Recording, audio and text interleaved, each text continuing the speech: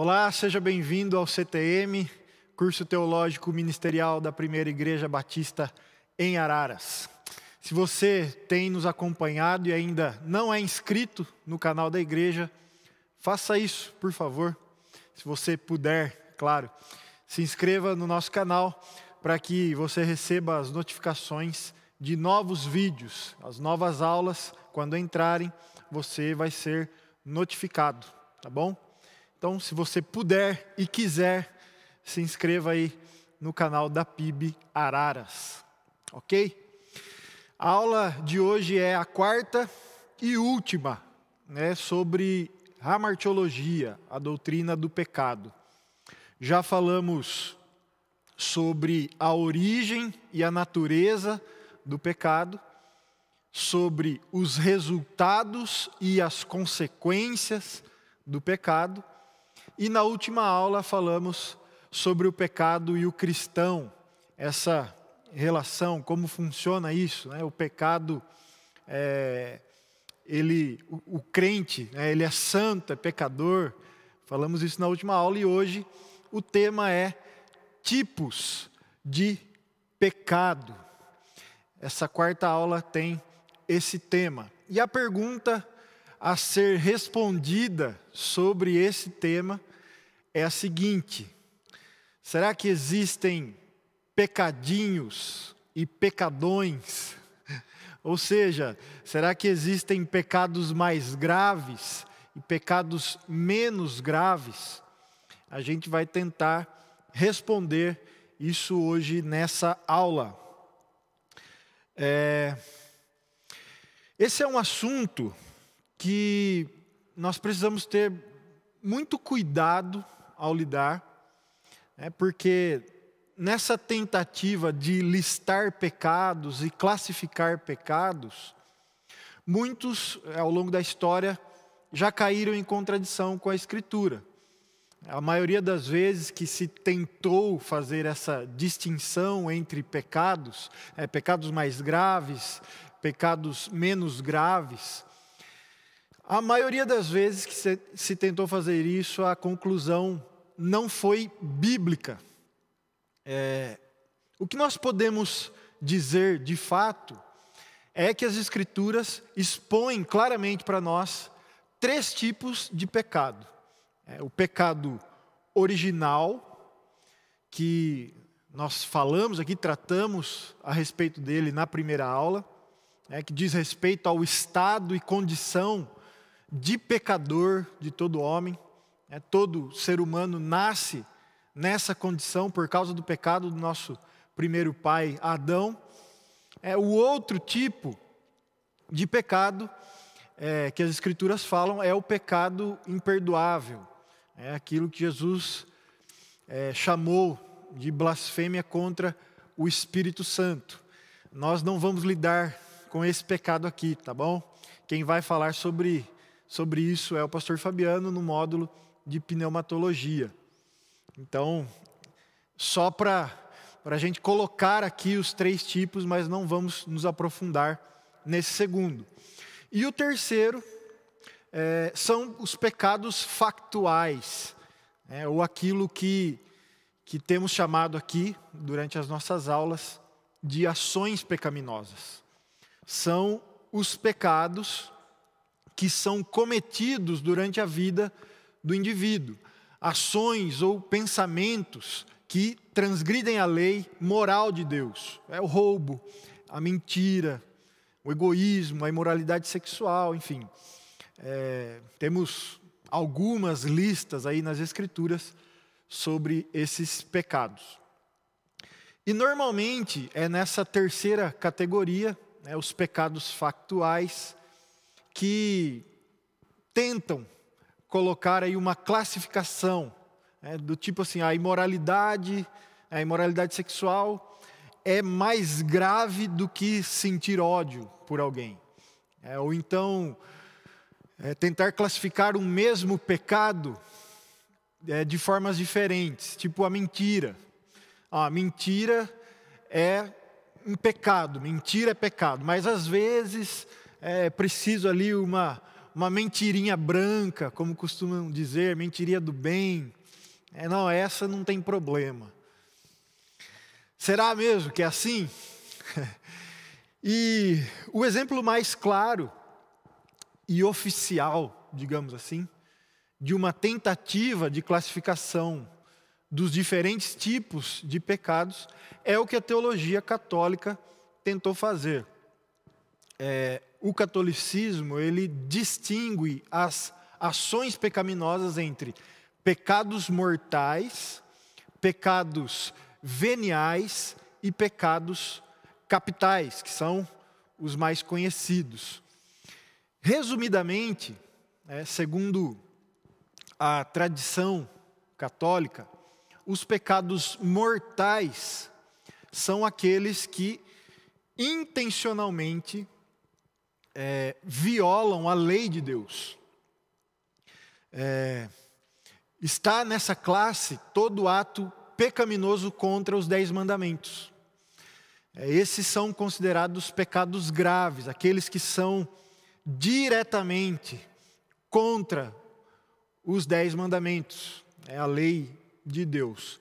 Então, nos 10 mandamentos, está escrito, por exemplo, não adulterarás, não roubarás. Então, para a doutrina católica, isso quer dizer que adultério e roubo, por exemplo, são pecados mortais.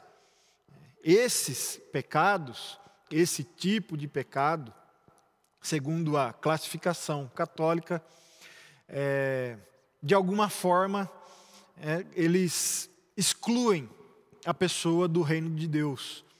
A pessoa, depois de cometer um pecado desse, ela precisa fazer uma reconciliação formal com Deus e com a igreja para que ela seja perdoada.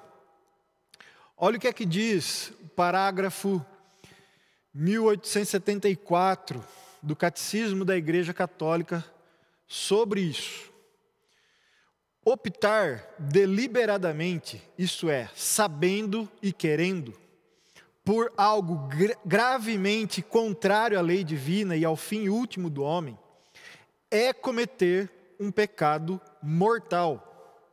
Este destrói em nós a caridade, sem a qual a bem-aventurança eterna é impossível. Se não houver arrependimento, tem como consequência a morte eterna. E olha o parágrafo 1856. O pecado mortal, atacando em nós o princípio vital que é a caridade, torna necessária uma nova iniciativa da misericórdia de Deus e uma conversão do coração que normalmente se realiza no quadro do sacramento da reconciliação. Isso, obviamente, segundo a tradição católica romana. Não é assim que cremos. Nós vamos expor a nossa posição depois, né? Mas aí a segunda classificação dos pecados, que são os veniais, aí já são pecados mais leves, ciúmes, pequenas vaidades, a embriaguez, entre muitos outros. Mas, segundo a tradição, se esses pecados menos graves forem cometidos deliberadamente pelo indivíduo, eles podem levar esse pecador a cometer pecados mortais.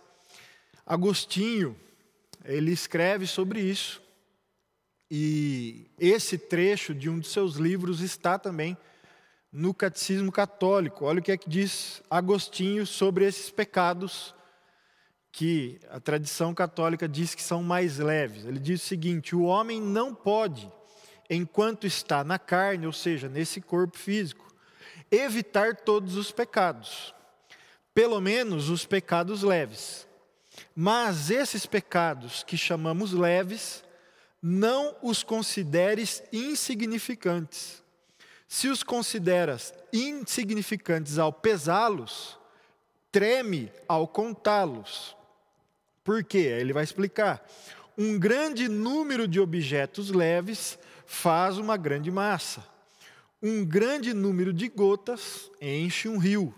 Um grande número de grãos faz um monte. Qual é então nossa esperança? Antes de tudo, a confissão. Então, segundo essa tradição, esses pecados mais leves, veniais, eles se resolvem com o ato da confissão. O confessar os pecados ao sacerdote, receber ali a penitência, e só isso já resolve. E por último existem então os pecados capitais, são os mais conhecidos. Os pecados capitais são os que serviriam de base para os demais pecados. São também chamados de pecados antigos. São eles a avareza, a gula, a inveja, a ira, a luxúria, a preguiça e a soberba. São os 7 pecados capitais. Essa classificação feita pela teologia católica é uma tentativa que de fato não é coerente com o ensino das Escrituras. É coerente com a soteriologia católica, por exemplo, que é muito baseada em obras, né?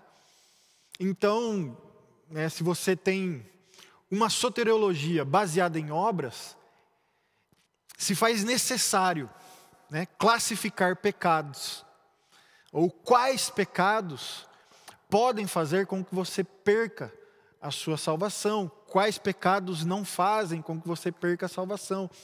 Então essa classificação tem a ver com a soteriologia, como a Igreja Católica entende a salvação. E nesse aspecto, particularmente, acho que a teologia católica é pelo menos mais organizada, digamos assim, do que a teologia de muitas igrejas protestantes, que creem na possibilidade do crente perder a salvação. Porque essas igrejas simplesmente ensinam que é possível a perda da salvação, mas não explicam que tipo de pecado faz com que isso aconteça.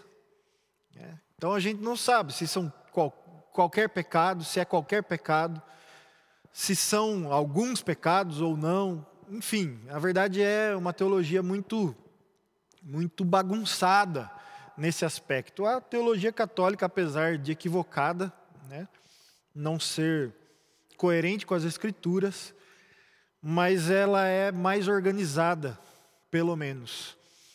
E faz sentido com a forma que eles entendem a soteriologia. Obviamente, como eu falei, nós não cremos assim, nem como os católicos, nem como aqueles que entendem que a salvação do crente pode ser perdida. Não é o que as Escrituras nos apresentam. Nós cremos que nenhum pecado cometido por um crente tem o poder de tirar dele a salvação. A salvação que lhe foi dada por graça, que não dependeu dele. Salvação que foi dada por graça e por meio da fé. Então, nenhum pecado, é assim que cremos, nenhum pecado que o crente possa vir a cometer vai tirar dele a salvação. O que é que condena o homem? O que condena o homem é a sua condição de pecado. O homem sem Cristo, ele está no pecado de maneira posicional, como já falamos aqui em outras aulas. Ele está numa posição de pecador, por conta do pecado original. Em Cristo, isso é resolvido. Só em Cristo isso pode ser resolvido. E é resolvido de uma vez por todas, de uma única vez. Cristo resolve esse problema, que condenava o homem, essa posição de pecado. Quando Deus salva alguém, Ele o tira de Adão, dessa posição, e o coloca em Cristo. O tira da condição de morto espiritual e lhe dá vida em Cristo. Então a salvação dessa pessoa, ela não está mais em risco. Quando Deus salva alguém, não existe mais esse risco de atos pecaminosos tirarem dela a salvação. Apesar dele ainda continuar cometendo atos pecaminosos. Nós já falamos aqui, dessa relação pecado e o crente, não vou voltar nisso. Falamos disso na aula passada. Se você assistiu, você vai se lembrar. Se ainda não assistiu, depois procure assistir para saber direitinho qual é o nosso posicionamento quanto a isso. Ok? Então, retomando aqui, nós podemos seguramente afirmar que, sob esse aspecto, essas classificações de tipos de pecado não são bíblicas. Fazem parte da tradição da igreja romana, mas não se baseiam absolutamente nas Escrituras. Agora, isso quer dizer que não existe, então, essa história de pecadinho e pecadão? Não existe essa história, então, de pecado leve, pecado mais pesado? Não exatamente. Nós podemos olhar essa questão sob dois aspectos. Num determinado aspecto, a Bíblia fala em pecadinho e pecadão. Mas em outro aspecto, não. Portanto, a resposta bíblica para a nossa pergunta deve ser um sim e não. Sim, existe pecadinho e pecadão. E não existe pecadinho e pecadão. E nós vamos tentar explicar isso. No primeiro aspecto, todo pecado, por menor que pareça ser, ele é tão grave quanto qualquer outro. Porque é sempre contra um Deus que é absolutamente santo. Por isso ele é sempre muito grave. Ele é contra um Deus que não tolera nenhum resquício do mal. Existe uma infinidade de versos, de versículos que falam do quanto o Senhor detesta o pecado. Levítico, o livro de Levítico, Deuteronômio, os provérbios, os salmos, estão todos repletos de versos sobre isso. Olha o que é que diz Salmo 5, versos 4 e 5. Tu não és um Deus que tenha prazer na injustiça. Contigo o mal não pode habitar. Os arrogantes não são aceitos na tua presença. Odeias todos os que praticam o mal. Olha Tiago, E a gente vê aqui em Salmos, Deus é santo, Qualquer pecado é uma ofensa gravíssima. Nesse sentido, todo pecado é igual. Tiago também explica esse conceito. Tiago 2, verso 10. Pois quem obedece a toda a lei, mas tropeça em apenas um ponto, torna-se culpado de quebrá-la inteiramente. O apóstolo Paulo também fala aos Gálatas. Gálatas 3:10. Já os que são pela prática da lei estão debaixo de maldição, pois está escrito: maldito todo aquele que não persiste em praticar todas as coisas escritas no livro da lei. Então a gente percebe que nesse sentido, nesse aspecto, não existe pecadinho e pecadão. Todos os pecados são essencialmente transgressão da lei de Deus. Agora, por um outro lado, a Bíblia fala sobre consequências e punições de pecados em diferentes níveis. O teólogo Louis Berkhof, ele escreve o seguinte a respeito disso, olha aí. Os pecados cometidos de propósito, com plena consciência do mal envolvido e com deliberação, são maiores e mais condenáveis do que os pecados resultantes de ignorância ou de uma concepção errônea das coisas. Será que é isso mesmo? Será que está certo? Eu digo que essa interpretação ela é condizente com o ensino do Novo Testamento, que aponta para nós para o fato de que o grau de pecado ou a gravidade dele está diretamente ligada ao grau de conhecimento do pecador. O conhecimento do pecador em relação a Deus, as coisas de Deus, a vontade dele. E o próprio Jesus falou sobre isso. Olha o que é que diz Lucas 12, versos 47 e 48. Aquele servo que conhece a vontade de seu Senhor e não prepara o que ele deseja, nem o realiza, receberá muitos açoites. Mas aquele que não conhece e pratica coisas merecedoras de castigo, receberá poucos açoites. A quem muito foi dado, muito será exigido. E a quem muito foi confiado, muito mais será pedido.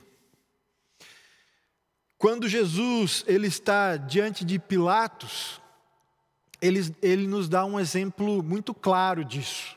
Olha o que é que diz João, capítulo 19, versos 10 e 11. Jesus diante de Pilatos. Você se nega a falar comigo, disse Pilatos. Não sabe que eu tenho autoridade para libertá-lo e para crucificá-lo? Jesus respondeu: não terias nenhuma autoridade sobre mim, se esta não te fosse dada de cima. Por isso, aquele que me entregou a ti é culpado de um pecado maior. No contexto aqui, quem era Pilatos? Pilatos era um incrédulo, ele era um pagão. Pilatos era alguém que não conhecia nada a respeito de Deus, a respeito da lei de Deus. Era alguém completamente ignorante nesse sentido, com relação às coisas celestiais. E quem entregou Jesus a Pilatos? Que Jesus fala aqui. Nessa parte alguns divergem, Pode ser que Jesus esteja se referindo especificamente a Judas, ou aos judeus ali, de forma geral, aos sacerdotes, os mestres da lei. Quem Jesus diz que tem pecado maior? Claramente, aquele que tem maior entendimento. Claramente, aquele que foi exposto ao conhecimento de Deus e ainda assim pecou. Os judeus, eles tinham a lei, eles tinham os profetas, eles tinham toda a revelação, eles estudavam as Escrituras. Se formos falar de Judas, Judas andou com Jesus, Judas ouviu os ensinamentos dele, e é por isso que todos são culpados de um pecado maior. E é isso que Jesus, o próprio Jesus afirma. E ele já havia falado, inclusive, algo para esses homens, para esses judeus. Olha o que é que diz Mateus, capítulo 23, verso 14. Ai de vocês, mestres da lei e fariseus hipócritas, vocês devoram as casas das viúvas e, para disfarçar, fazem longas orações. Por isso serão castigados mais severamente.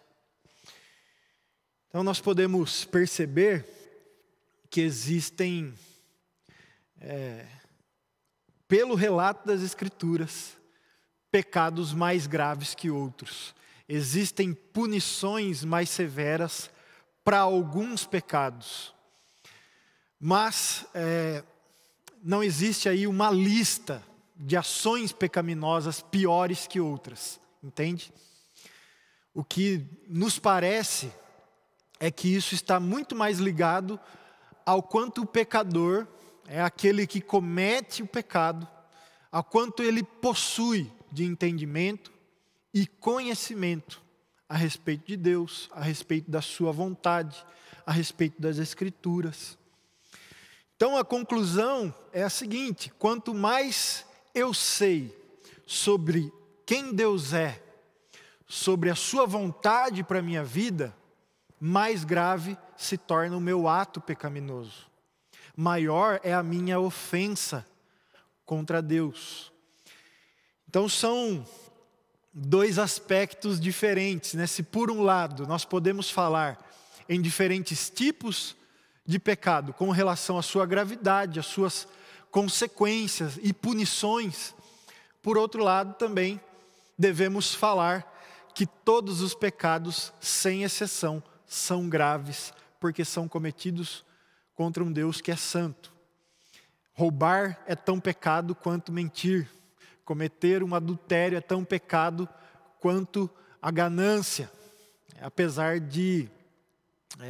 das consequências de tais pecados serem diferentes. O fato é que a justiça de Deus exige, Deus é justo, santo e justo, e a justiça dele exige punição de todos os tipos de pecados. E todos eles são punidos.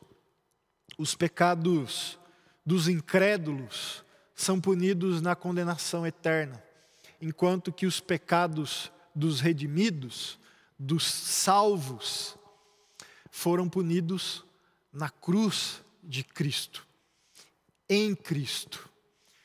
Então, como crentes, o que nós podemos sofrer por conta dos nossos pecados, dos nossos atos pecaminosos, são as consequências, né? Ainda nessa vida. Podemos receber também de Deus disciplina por conta dos pecados, mas todos eles, todos os nossos pecados, já foram punidos na cruz de Cristo. Lá foi pregada a nossa escrita de dívida. Então não há mais nada que nos separe do amor de Deus que está em Cristo Jesus, como diz o apóstolo Paulo. E é isso. Nós terminamos aqui essa aula e também o módulo de hamartiologia. Como prometido na última aula, eu quero fazer aqui um breve resumo de tudo o que nós já estudamos nessas 4 aulas, né? Vimos na primeira aula, por exemplo, algumas definições, conceitos sobre o pecado. Aprendemos que o pecado são os atos que cometemos contrários à natureza de Deus e à sua lei moral. Mas vimos também que existe um outro aspecto, que é o pecado como uma natureza adquirida em Adão. Vimos sobre a origem do pecado no Éden, onde Deus, apesar de saber do que aconteceria, não é o autor nem aquele que determina o pecado. E na primeira aula também vimos sobre a natureza do pecado em nós. Somos pecadores antes mesmo de cometermos atos pecaminosos. Por quê? Porque em Adão todos pecaram. Na segunda aula falamos dos resultados e as consequências do pecado, falamos da morte espiritual, no que consiste estar morto em delitos e pecados e quais são as implicações de se estar nessa condição. Vimos que o homem sem Cristo, ele não pode, ele não consegue escolher a Deus ou escolher o que é bom. Por quê? Porque estando morto, assim como um cadáver, ele caminha, espiritualmente falando, o morto espiritual caminha naturalmente para um estado de podridão, cada vez pior até a sua condenação final. É o conceito que apresentamos da depravação total. E na terceira aula, respondemos a pergunta: o crente é santo ou pecador? Dentro do tema ali, o pecado e o cristão. Nós conceituamos isso e concluímos que somos santificados em Cristo, posicionalmente santos, justos pela justiça de Cristo, mas ao mesmo tempo chamados a santificarmos o nosso agir, o pensar, o falar, essas coisas que ainda são imperfeitas. Sendo assim, simul justus et peccator, simultaneamente justo e pecador. E hoje concluímos então o módulo respondendo se existem pecadinhos e pecadões. E vimos que a resposta é sim e não. E aí vai depender do aspecto, que nós vamos lidar com relação a isso aí. Como eu disse também na última aula, talvez tenhamos um módulo específico para tratar da teodiceia, que é o problema do mal. Mas, por enquanto, é isso que tínhamos para tratar sobre hamartiologia. Eu espero de verdade que você tenha sido abençoado nesse tempo. Fique com Deus, que o Senhor te abençoe e a gente se encontra em um próximo módulo, tá bom? Um grande abraço.